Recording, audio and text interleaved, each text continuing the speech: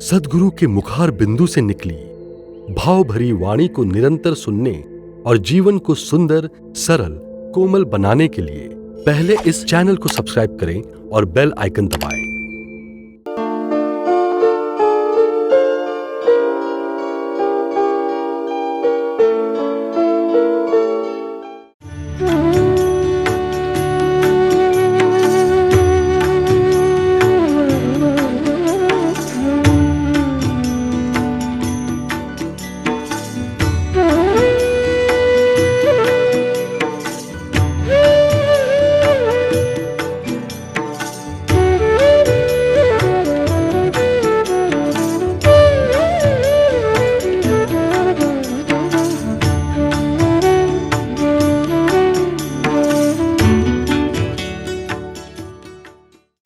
भजन तो आपने सुन ही लिया और उसके दर्शनों के लिए ही मनुष्य सदा से लालायित होता आया है।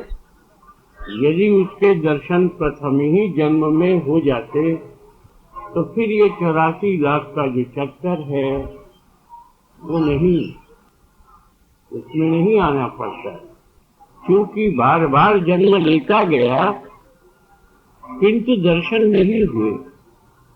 हम एक वस्तु को बार बार खोजते हैं, नहीं मिलती है तो फिर चेष्टा करते हैं, क्योंकि वो वस्तु इतनी प्रिय, इतनी आवश्यक और इतनी मनमोहक है कि मन मानता नहीं जब तक कि उसे देख नहीं लेता। तो ये बार बार जन्म लेना और बार बार जन्म लेने के पश्चात भी मनुष्य को संतोष न होना, ये क्या है? ये मनुष्य की अभाव वृत्ति है। वह भगवान जो सर्वव्यापी है, वह भगवान जो सर्वज्ञाता है, उस भगवान के लिए ये कहना कि दर्शन दो, बात ये है कि रूप में देखने वाला व्यक्ति जब तक रूप में नहीं देख पाता तब तक उसके मन को शांति नहीं होती। कुछ लोग अन्न के भूखे होते हैं और कुछ लोग मन के भूखे होते हैं। ये मन का भूखा जो मनुष्य है, इसकी भूख कब मिटेगी? जब मन मंदिर में ज्योति जलेगी। जब तक मन रूपी मंदिर में ज्योति प्रभु के नाम की, रूप की नहीं जगती, तब तक मनुष्य के हृदय में शांति कैसे आ सकती है?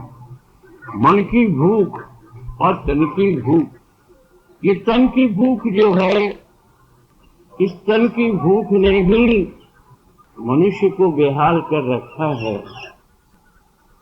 और ये तन की भूख केवल अन्न की ही नहीं है, इस अन्न के साथ में मन का भी कुछ संयोग है और उस मन के संयोग के कारण मनुष्य जो है वो अनेक प्रकार के विषय, वासना इत्यादि में फंस जाता है। जो कुछ भी हो, दर्शन करने वाले को तो दर्शन चाहिए ना। जब भक्त ये कहता है कि ठीक है, मैंने जल पिया, मेरी प्यास बुझ गई, तो ये तो नीचे का स्तर है ना।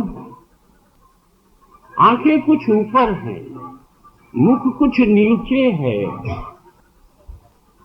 तो ये जो ऊंची आंखें हैं ये देखना चाहती, इसकी प्यास कहाँ बुझी?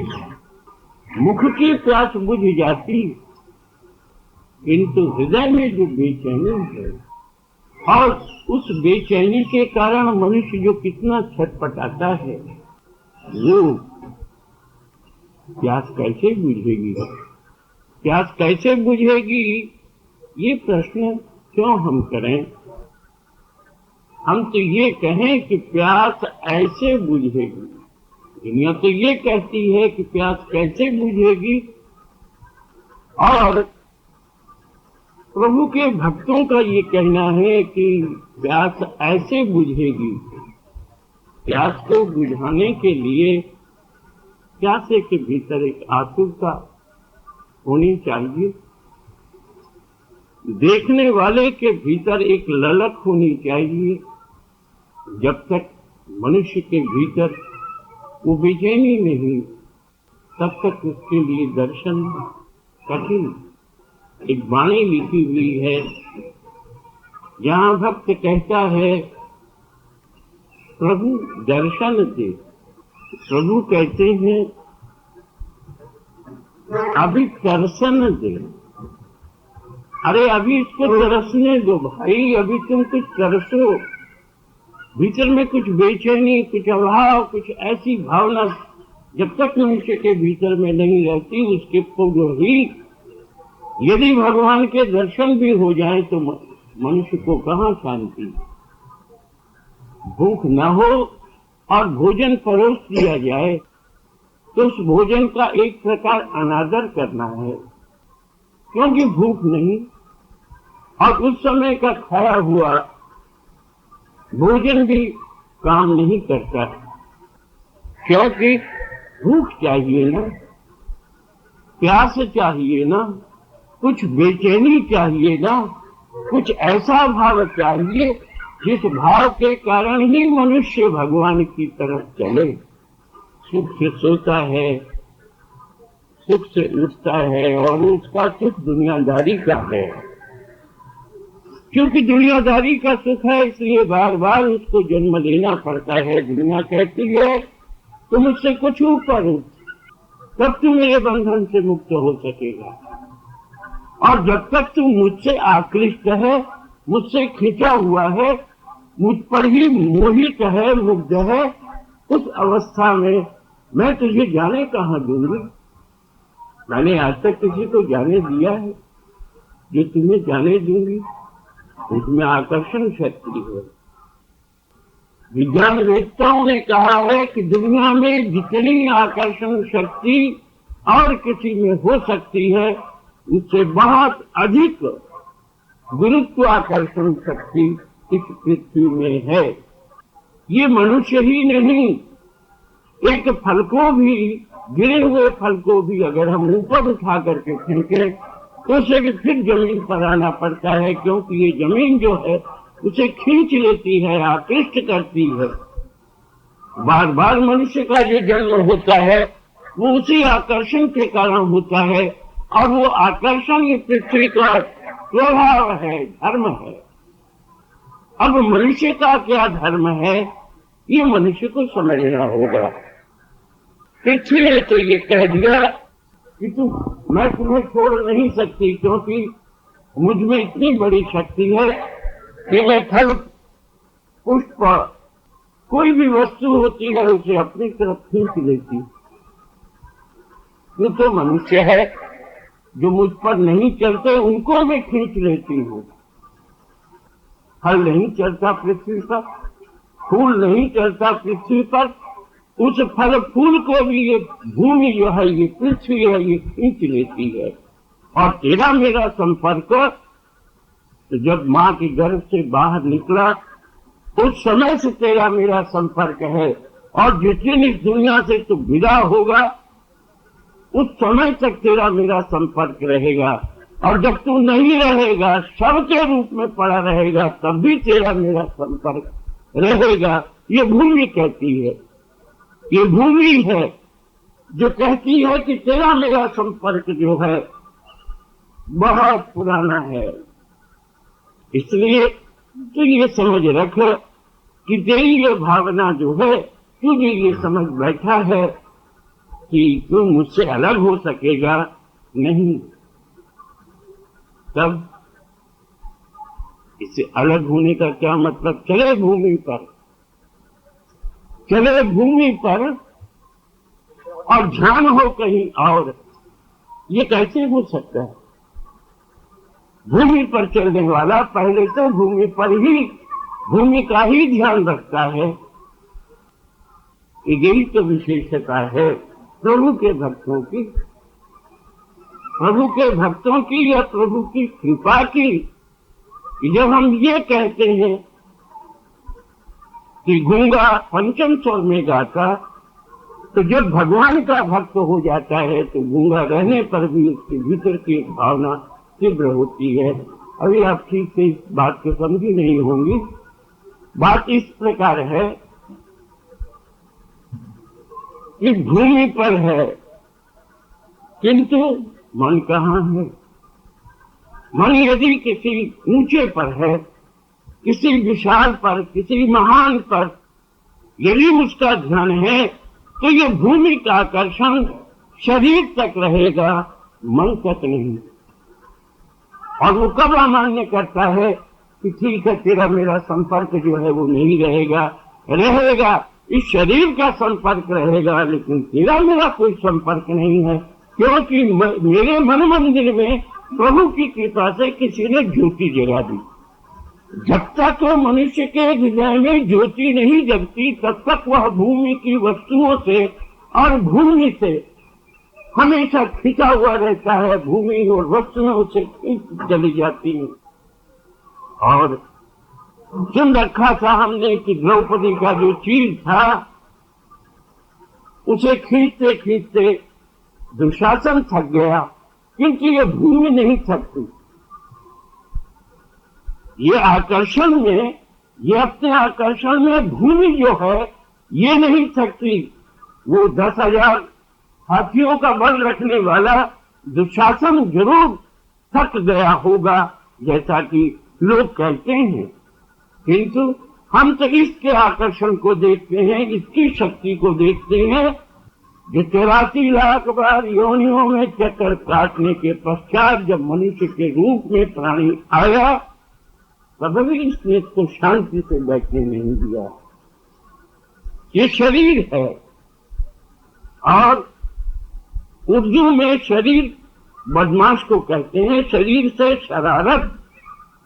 तो ये जो शरीर है ये बस शरारत में ही लगा हुआ है, अपने प्रभु को याद करने में नहीं। तो जब तक प्रभु को याद करने में ये शरीर नहीं लगा हुआ, तब तक वह दुनिया की इन आकर्षणों से कैसे बच सकता है? बचने का रास्ता क्या? बात यह है कि बचने का रास्ता वही बतला सकता है जिसने कि अपने जीवन को प्रभु के चरणारविंद में अर्पित किया। आदमी क्या जानता है कि इसके भीतर क्या है? ये कौन है जो बोल रहा है? ये कौन है जो सुन रहा है? यदि मनुष्य इस बात पर ध्यान दे, तो धीरे धीरे उसे ये मालूम होगा कि तेरे भीतर अनेक जन्मों के संस्कार, अनेक जन्मों की रहन सहन की गतिविधि, ये सब तेरे भीतर है। यदि कहे कि दुनिया मुझे सिखाती है, चाहे दुनिया को कह दे कि ये दुनिया तुझे सिखाती है, लेकिन यदि तुझे दुनिया सिखाती है तो प्रश्न है तुझसे एक, जब तू माँ के घर से निकला, भूमिष्ठ हुआ, उस समय पहले माँ के स्तनपान करने का कहाँ से सीखा? वो बतला दे। ठीक है, दुनिया ने तुझे बर्बाद कर दिया, ये तो बात की बात है भाई। तुम पहली बात ये बतलाओ कि जब तुम माँ के घर से भूमि पर आए, उस समय तुमने जो माँ का स्तन पान किया, माँ का दूध पान करने लगे, ये तुमने कहाँ से सीखा? अनेक जन्मों में जो काम करता हुआ आता है प्राणी, उसके संस्कार उसके भीतर रहते हैं। जब वो गाय का बछड़ा था, तब भी वो उसी तरह से माँ के स्तन से दूध पीता था, और इसी प्रकार भिन्न भिन्न कर्मों के करने के कारण जिस योनि में आया, उस योनि में वो अपनी माँ के दूध को पीने को कभी भूला नहीं। इसलिए उस पुरातन अभ्यास के कारण माँ के स्तन को पान करने लगा।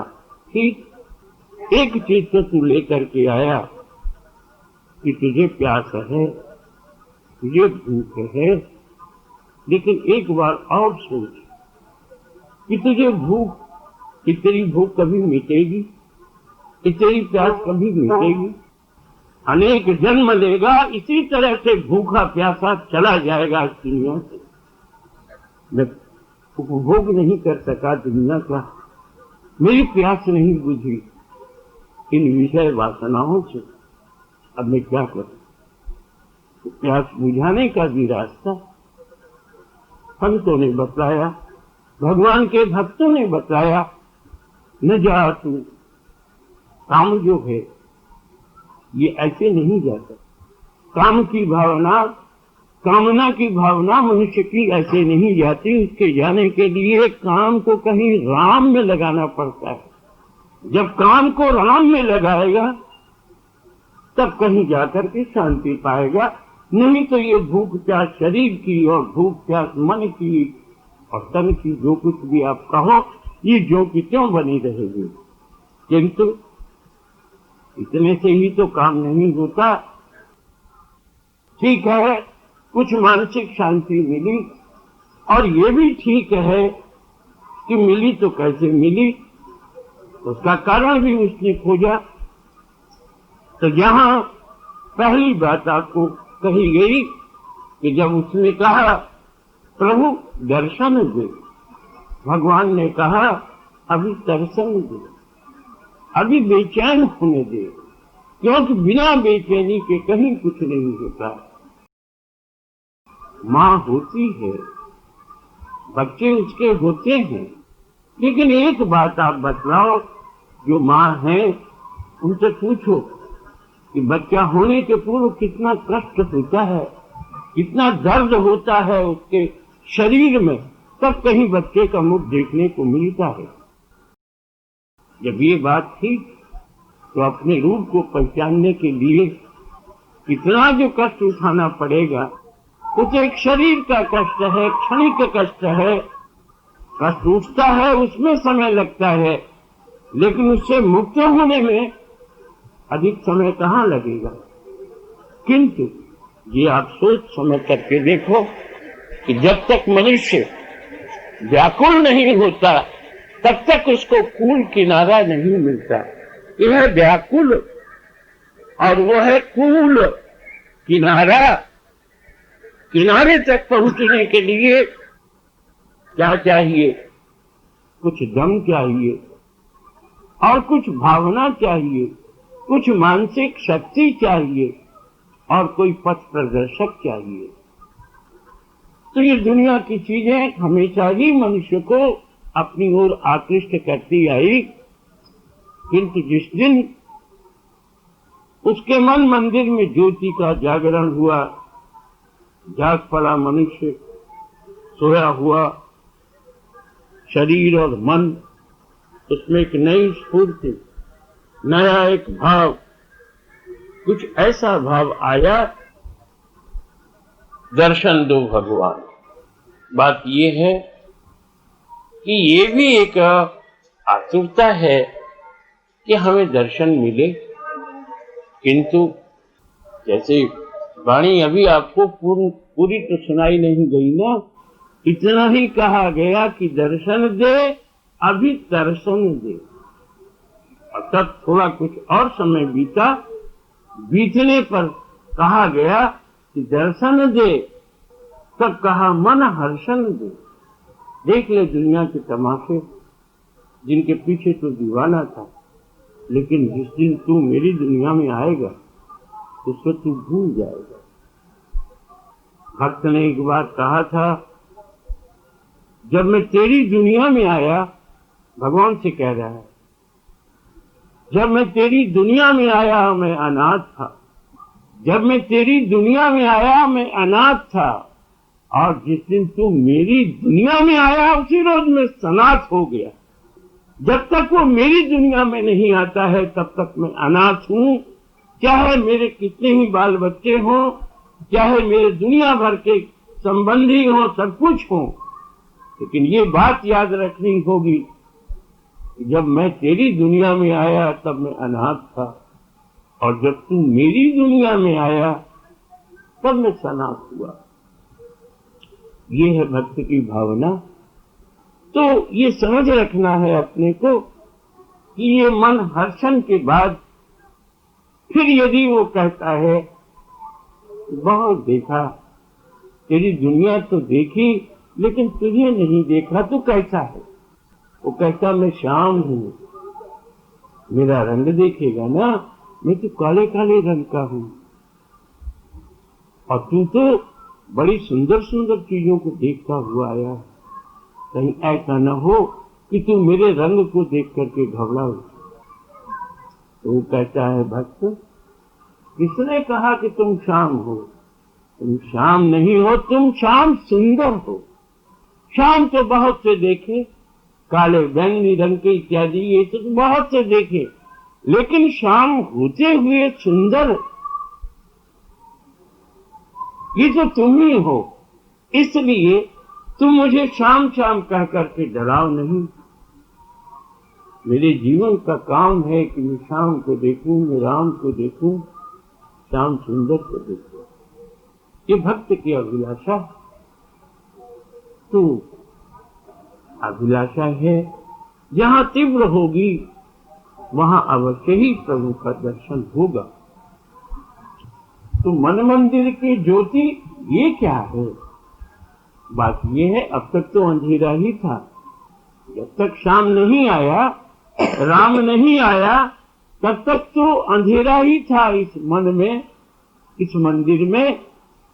आप ये समझो कि एक मंदिर बन गया, सिंहासन रख दिया गया, और पूजा के लिए जो जो वस्तुएं हों वो सब के सब रख दी गई। किंतु यदि मंदिर का भगवान नहीं है, मंदिर है लेकिन भगवान नहीं है, बारात है लेकिन वर का पता नहीं। कैसी बारात?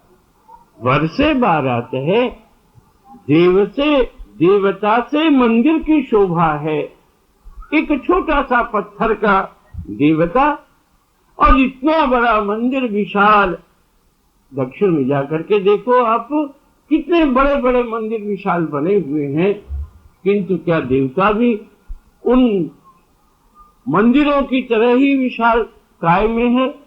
नहीं। वो तो प्रतीक है कि छोटा रूप हो या बड़ा रूप हो, मनुष्य के भीतर में जब भावना वैसी होती है तो वो उस वस्तु को देखकर बहुत कुछ करता है। मनुष्य के मस्तक पर चोटी है, छोटे से बाल हैं, थोड़े से बाल हैं, लेकिन जिस दिन उसकी बलपूर्वक चोटी काट दी जाए, क्या होगा? उसका धर्म चला गया। अपनी इच्छा से कटवाता है, वो एक अलग चीज। बहुत से लोग फैशन के कारण माथे पर चोटी नहीं रखते, वो उनकी इच्छा पर है। किंतु जिसकी चोटी बलपूर्वक काट ली जाए, गया उसका धर्म। मनुष्य होने के बाद भी यदि उसका संपर्क प्रभु से अलग कर दिया जाए, क्या आप समझोगी कैसा हुआ वो मनुष्य? वो चोटी वाला, जिसकी चोटी काटी गई, फिर भी उसका सुधार हो सकता है, फिर भी उसका शुद्धिकरण हो सकता है, किंतु यहाँ तो वो मनुष्य का जन्म ही अकारथ गया। इसकी कोई दवा नहीं, इस शुद्धि की कोई दवा नहीं। ये तो शुद्धि तब होगी जब मन शुद्ध होगा। ये तन की शुद्धि का प्रश्न नहीं है, यह मन की शुद्धि का प्रश्न। और इस प्रश्न को सुलझाने के लिए ही महापुरुषों का जन्म बार बार होता है।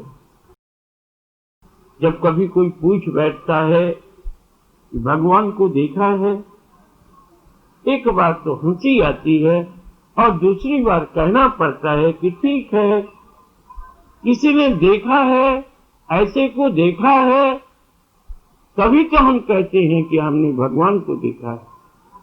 हमने जीते जागते भगवान को देखा है।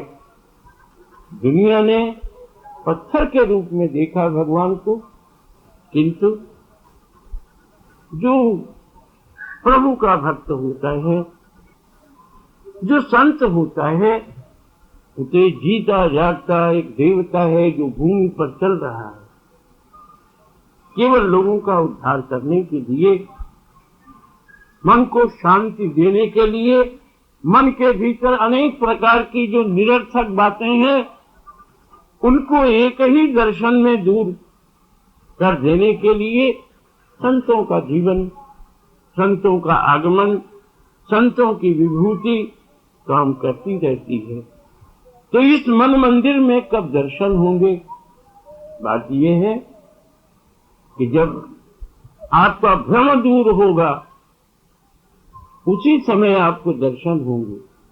जब तक आप ये समझती हैं मैं पापी हूं, मैं कुकर्मी हूं, मैं क्या हूं, इत्यादि कई बातें जब तक आप अपने मन में लेकर के बैठी हुई हैं, तब तक कैसे दर्शन होगा आपको? क्योंकि मंदिर में प्रवेश करने के पहले जाने वाले को स्नान भी करना पड़ता है, वस्त्र भी बदलना पड़ता है। तो मन मंदिर में जाने के लिए क्या क्या करना पड़ेगा, कौन सी साधना करनी होगी, तो कौन सी वस्तु है जिसे देखकर मेरा प्यारा खुश होता है? सोचना होगा मनुष्य को, मैं तुझे क्या दूं कि तू प्रसन्न हो सके।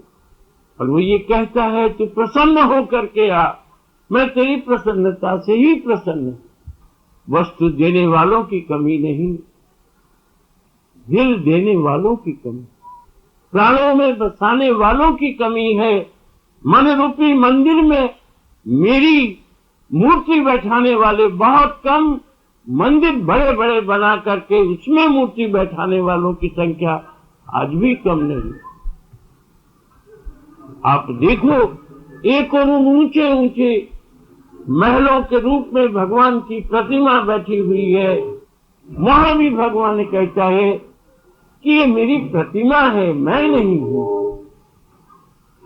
जैसे एक मनुष्य होता है और एक उसकी तस्वीर होती है, तो तस्वीर तो वो आदमी नहीं, ये आदमी की तस्वीर है। बात समझ गई होंगी आप? आदमी की तस्वीर है, वो आदमी नहीं है। जब आप आदमी को देखोगी, उसका एक रूप अलग है, ये तो तस्वीर है। इसी तरह से ये प्रतिमा है। जैसे कि उस भजन में कहा गया कि मंदिर, कितने ही मंदिरों में मैंने तेरी मूर्ति देखी, लेकिन तुझको तो मैं नहीं देख पाया। क्या मतलब हुआ उसका? क्योंकि वो कहता है मन की ज्योति जगा तू, तब तो मेरे हृदय का अंधकार दूर होगा, और जिस समय मेरे हृदय का अंधकार दूर होगा तभी तो मैं तुम्हें देखने के योग्य हो सकूंगा। इसलिए गूंगा बोलता है, बहरा सुनता है, रंग चले सिर छत्र धराई। कल तक गरीब था, आज वो क्या है? आज छत्र धारण करके चल रहा है। ये इस युग में तो आपको और भी स्पष्ट दिखलाई देगा। पहले के युग में जब राजा महाराजा होते थे तो राजा ही होते थे, उनका लड़का भी राजा, बड़ा लड़का राजा होता था। लेकिन इस युग में आप देखोगे कि कल तक जो चमार था, आज वो जगजीवन राम के नाम से वो बहुत बड़ा एक ऑफिसर बना है, और जब चलता है तो मोटर अगल बगल में उसकी रक्षा के लिए छत्र की तरह, जैसे छत्र से मनुष्य की धूप, मनुष्य के लिए धूप और ये पानी से उसकी रक्षा की जाती है, इस तरह से एक चमार का लड़का, देखो तो तमाशा, रंग के चले इस तरह छत्र धराई। और एक वो ही नहीं, ऐसे बहुत हैं और बनते जाएंगे और नष्ट होते जाएंगे। किंतु जिनके हृदय में प्रभु के मंदिर, प्रभु की मूर्ति बैठी हुई है हृदय रूपी मंदिर में, वहां क्या है? वहां इनकी जाने आने का कोई प्रश्न नहीं। वहां तो श्याम है, श्याम की मुरली है, और राधा रूपी आत्मा युगल मूर्ति के रूप में विराजमान। लोगों ने युगल मूर्ति तो देखी, लेकिन मूर्ति देखकर ये कल्पना नहीं कर सके कि ये मूर्ति, हे श्याम, ये तेरे बगल में राधा नहीं, मैं ही तेरे बगल में राधा के रूप में। ये भाव जब मनुष्य के हृदय में आता है तभी वो युगल मूर्ति का यथार्थ में अर्थ समझ सकता है। दुनिया ने देखे हैं दुनिया के तमाशे, किंतु जिस रोज तमाशा दिखलाने वाले को दुनिया देख लेती है, फिर उसकी इच्छा तमाशा देखने की तो नहीं रहती, क्योंकि जहां से तमाशे चलते हैं उसे जब देख लेगा फिर क्या तमाशा देखना। देखते देखते वो थक गया, इन आंखों को विश्राम नहीं मिला। क्यों नहीं मिला? श्याम नहीं मिला, राम नहीं मिला। ये सत्संग इत्यादि जो होते हैं, इनमें आपको पाप पुण्य की कथा नहीं सुनाई जाती। इसमें तो बार बार आपके भीतर वही भावना जगाने की चेष्टा की जाती है कि जिसमें आपके मन मंदिर में प्रभु की मूर्ति विराजमान है। ये तो हमने देखा है सदगुरु की कृपा से कि गूंगा बोलता है, पंचम स्वर में गूंगा बोलता है। ये तो मैंने देख लिया अपनी आंखों से, केवल उसकी कृपा के बल पर।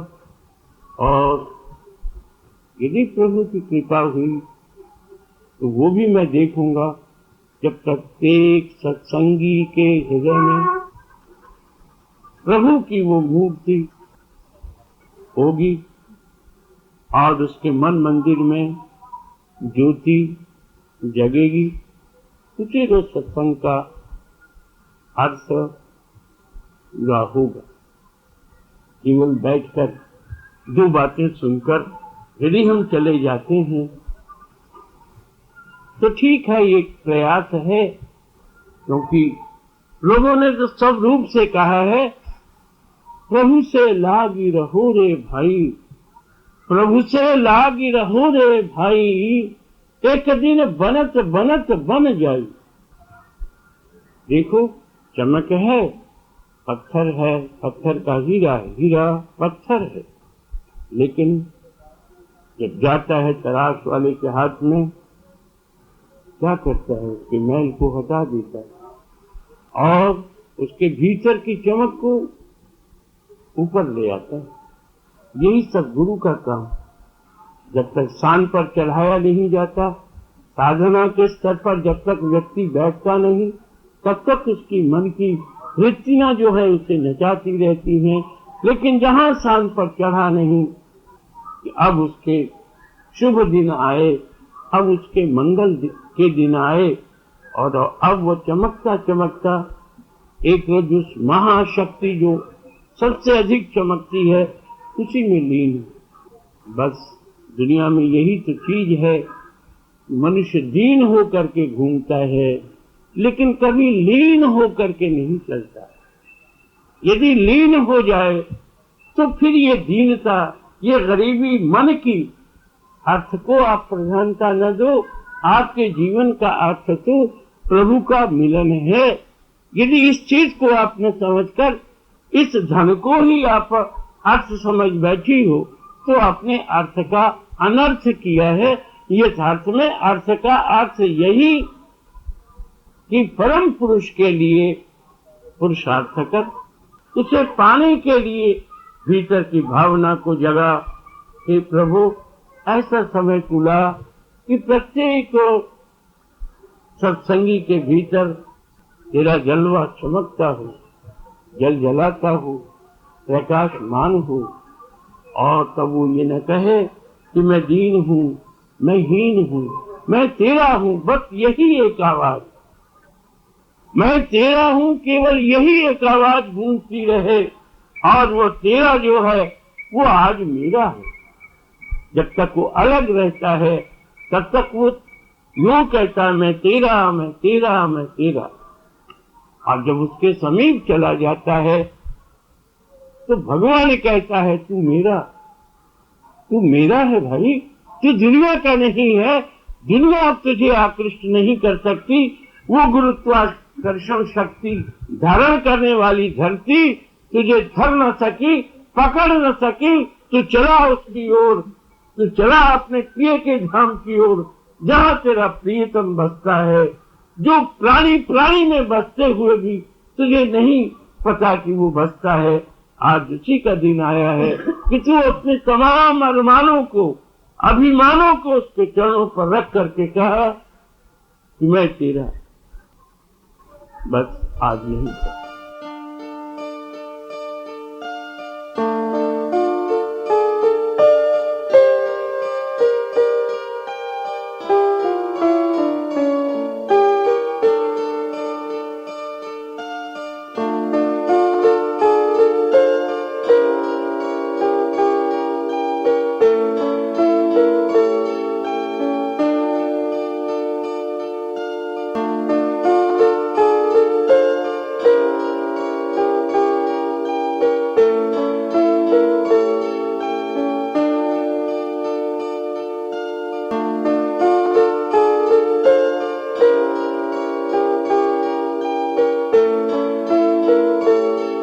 सद्गुरु के मुखार बिंदु से निकली भाव भरी वाणी को निरंतर सुनने और जीवन को सुंदर, सरल, कोमल बनाने के लिए ये चैनल को सब्सक्राइब करें और बेल आइकन दबाएं।